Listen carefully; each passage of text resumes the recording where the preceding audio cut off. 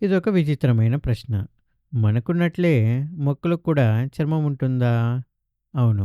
నిజానికుంటుంది. మన చర్మం మనల్ని ఎలాగైతే రక్షిస్తుందో, అలాగే మొక్కలకు కూడా వాటి శరీరం మొత్తాన్ని అంటే వేర్లు, కాండం మరియు ఆకుల్ని కప్పి ఉంచుతూ ఒక సన్నని పొర ఉంటుంది. దీన్నే మనం బాహ్య చర్మం లేదా సాంకేతికంగా త్వచ కణజాలం అని పిలుస్తాము.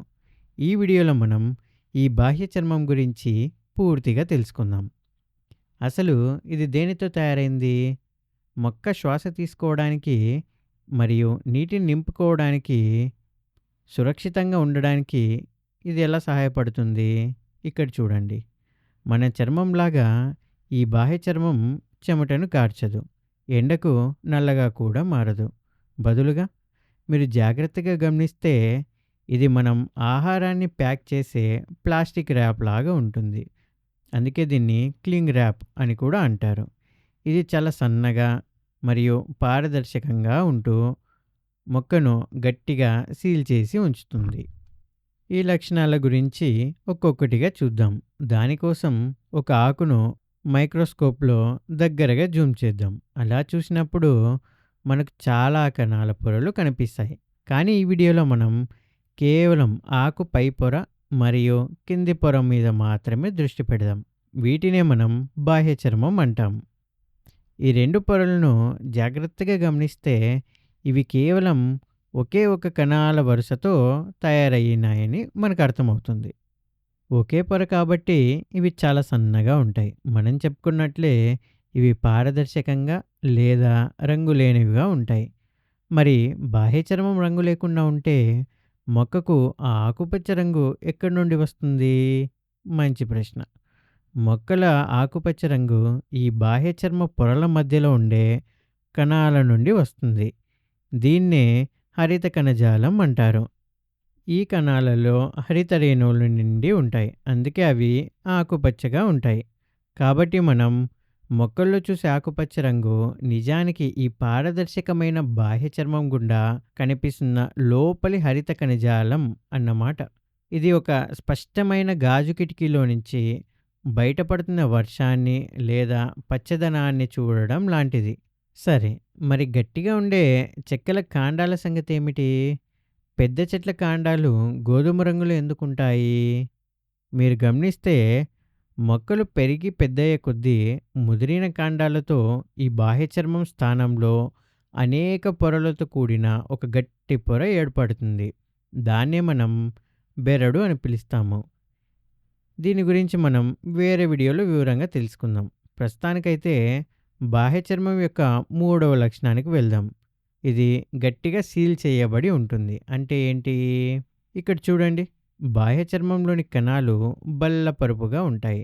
అవి బాత్రూమ్ గోడకు అతికించిన టైల్స్ లాగన్నమాట. ఒకదాని పక్కన ఒకటి చక్కగా అమరి ఉంటాయి. ఎక్కడ కూడా ఒక చిన్న ఖాళీ కూడా లేకుండా ఉంటాయి. ఒకదానితో ఒకటి గట్టిగా అతుక్కొని మరీ ఉంటాయి. దీన్నే మనం శాస్త్రీయంగా కణాంతర అవకాశాలు లేదా కణాల మధ్య ఖాళీలు లేకపోవడం అంటాం. అంటే ఇంటర్‌సెల్యులార్ స్పేసెస్. ఇలా గట్టిగా ప్యాక్ అయి ఉండడం చాలా ముఖ్యం. ఎందుకంటే ఇది మొక్కలోని నీరు ఆవిరి అయిపోకుండా లోపలే బంధిస్తుంది. అలాగే ఫంగస్ వంటి క్రిములు లోపలికి రాకుండా అడ్డుకుంటుంది. ఏదైనా రాపిడి తగిలితే తట్టుకునేలా యాంత్రిక బలాన్ని కూడా ఇస్తుంది. ఒకసారి ఆలోచించండి. ఒకవేళ ఈ కణాలు గుండ్రంగా ఉంటే ఏమయ్యేది? మీరు గోళీలను ఒకే వరుసలో పేర్చడానికి ప్రయత్నించండి.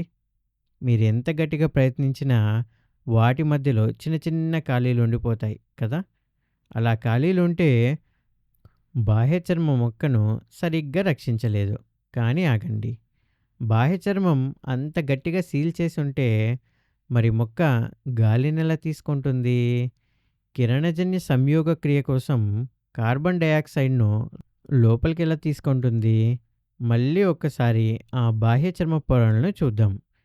మీకిక్కడ చిన్న చిన్న రంధ్రాలు కనిపిస్తున్నాయా? వీటినే మనం పత్ర రంధ్రాలు అని పిలుస్తాం. ప్రతి పత్ర రంధ్రం చుట్టూ చిక్కుడు గింజ లేదా మూత్రపిండ ఆకారంలో ఉండే 2 కణాలుంటాయి.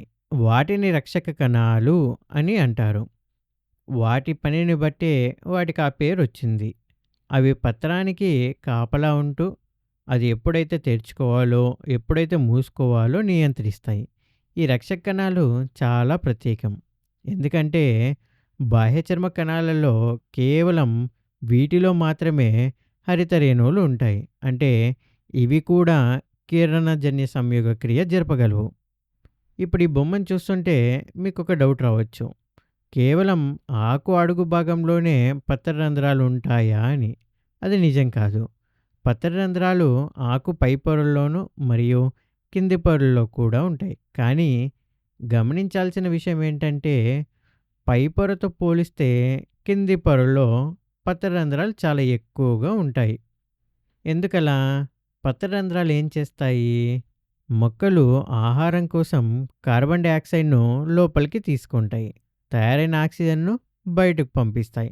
దీంతో పాటు బాష్పోత్సేకం అంటే ట్రాన్స్పిరేషన్ అనే ప్రక్రియ ద్వారా నీటిని ఆవిరి రూపంలో బయటకు పంపిస్తాయి. ఎండ ఎక్కువగా ఉన్నప్పుడు మనకు చెమట పడుతుంది కదా! అలాగన్నమాట. ఆకు పై భాగానికి నేరుగా సూర్యకాంతి తగులుతుంది. అక్కడ ఎక్కువ రంధ్రాలు ఉంటే ఎండ వేడికి నీరు త్వరగా ఆవిరైపోతుంది. అందుకే నీటి నష్టాన్ని తగ్గించడానికి మొక్కలు చాలా తెలివిగా ఎండ తగలని అంటే నీడు ఉండే ఆకు అడుగు భాగంలో ఎక్కువగా పత్రరంధ్రాలు ఏర్పాటు చేసుకుంటాయి.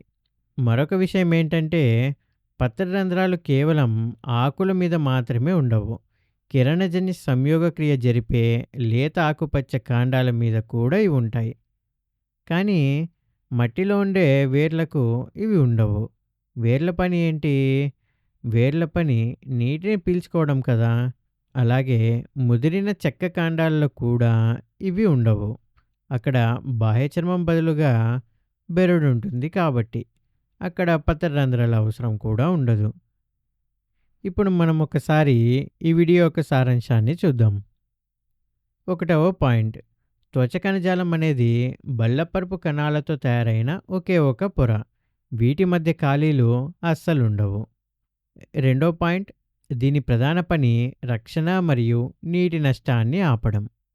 మరియు మూడవ పాయింట్. ఇందులో పత్రరంధ్రాలు ఉంటాయి అంటే స్టొమాటా. ఇవి వాయువుల మార్పిడికి మరియు బాష్పోత్సేకానికి సహాయపడతాయి. మరి చివరిదైన నాలుగో పాయింట్.